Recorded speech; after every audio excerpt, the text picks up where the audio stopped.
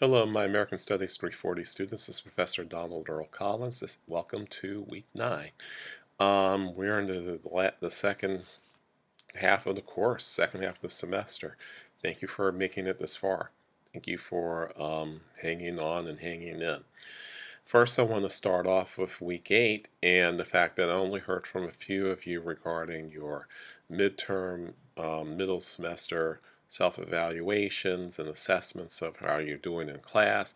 Only a couple of you met with me last week to even talk about how things have been going for you in the class.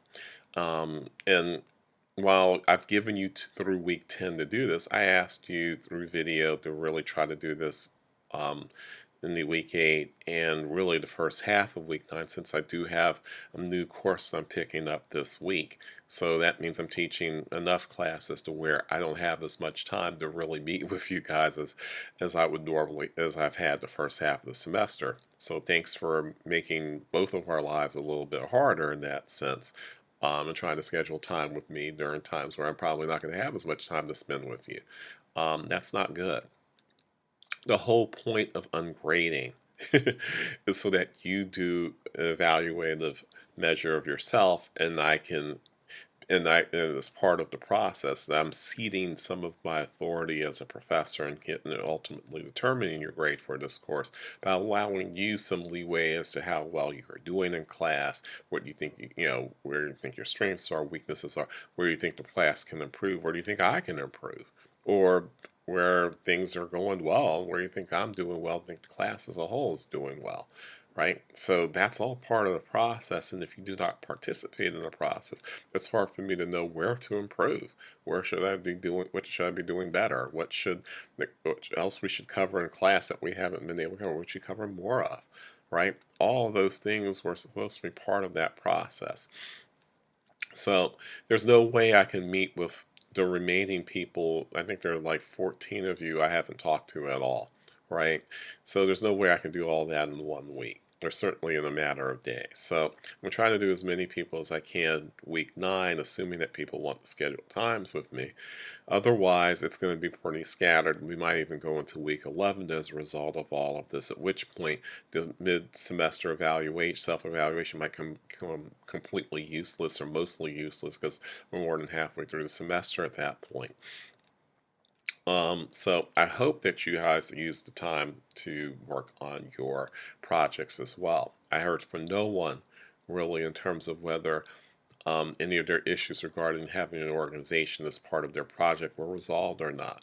There were at least 4 of you who had this issue, and at least a couple of you who waited on submitting their proposals in part because of this. And I heard from no one who was in that situation last week as far as an update, no emails around that. I don't even know if you guys actually submitted your proposal because no one emailed me, and it's not my job to check every day to see if you've submitted something. You need to let me know. This is an adult process where I don't keep inquiring, and you keep either ducking me or just ignoring the fact that I've asked you to let me know what's going on with you on a regular basis. Check in, see how things are going.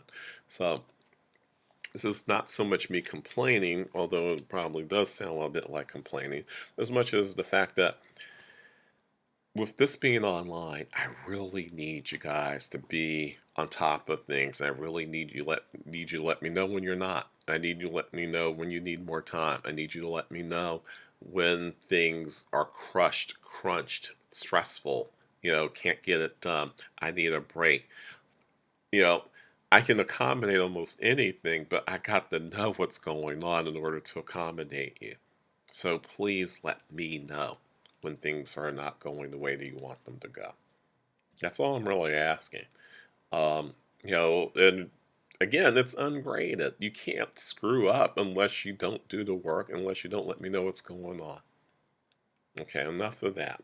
So this week is the week that we really get into K-16 education much more broadly than we have up to this point. we bring it up in class, but it's not really, with the exception of a few articles here and there, it's not central to the reading. It's actually central for the next 3 weeks. So it's K-16 education, and and really the transition between K-12 and higher ed. That's part of this week that we're this week, next week, and week 11. So those are the next 3 weeks. Weeks 10 and 11, I'm expecting you to read Tressie McMillan Cotton's book, the recent MacArthur Genius Award winner for 2020-2021, Lower Ed, and looking at for-profit higher education and its differential impact on women of color, on working class, working poor, and poor women of color, men of color, black folk, etc., etc. But in addition to that, you have a whole bunch of other readings. This week is dedicated to a topic that we've actually discussed, but is central. The whole notion of meritocracy. Meritocracy is a theory. Meritocracy is in practice. Meritocracy and the BS that the meritocracy allows people to have around education. And so you have something that you should watch before class. It's also the link is in the week 9 column for class readings and other materials. But it's also if you were to go to the original link I provided for all the videos for the race and education class, this race and education class, it's listed there as well. It's Is Meritocracy a Sham? Covered by Christian Amanpour and company. There's a YouTube video, I think it's about 20-25 minutes, that goes over this topic, so you can watch that. You have a bunch of readings. Most of them are very short. Not so the McDonald, Body, and Clark reading on For the Visibility to Autonomy, Latinos in Higher Education in the U.S. covers 40 years. It's approximately 54 pages. It's probably the longest single article you will read in this course all semester, but you have a bunch of short ones surrounding it as well that deal with different aspects of meritocracy, either talking about how meritocracy really doesn't work or how it's a bunch of BS, or some aspect of it that's been proven to be BS. Rashard Allen and Jewel article, Backward Glance Forward, basically looks at education for African Americans, past, present, and possibly future around this whole issue. There's another one by McKinley Jones Brayboy about the isolation that American Indian students and Native American, that First Nation, that indigenous students have in higher education, in particular in the U.S.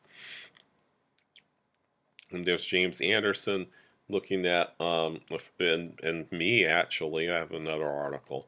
Both of us are looking at affirmative action and whether affirmative action works or doesn't work.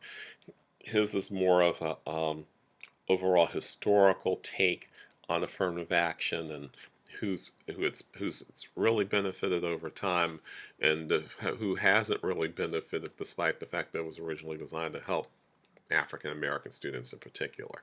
And then my article, which is called Affirmative Whiteness, looks at how affirmative action has been twisted into meaning some sort of reverse discrimination, which is where, in so many words, what I do is I take Claude Steele's stereotype threat thesis theory and disidentification hypothesis and apply it instead toward white students, and how some white students who feel discriminated against have gone to court to try to overturn affirmative action as a practice in higher education. And through that I look at things like narcissism, and I look at a whole bunch of other things. So basically showing again that meritocracy is not just in the eye of the beholder, but doesn't really exist. That in point of fact, what we are calling a meritocracy is basically just an attempt to make things look fair when they've never really been fair. So that's your readings for week 9. So these are issues we've talked about already. Is that the different authors you are reading are coming at the issue directly from different angles, right? or different perspectives. So you got a Native American perspective, you have an African American, certainly African American perspective, you have a Latinx perspective.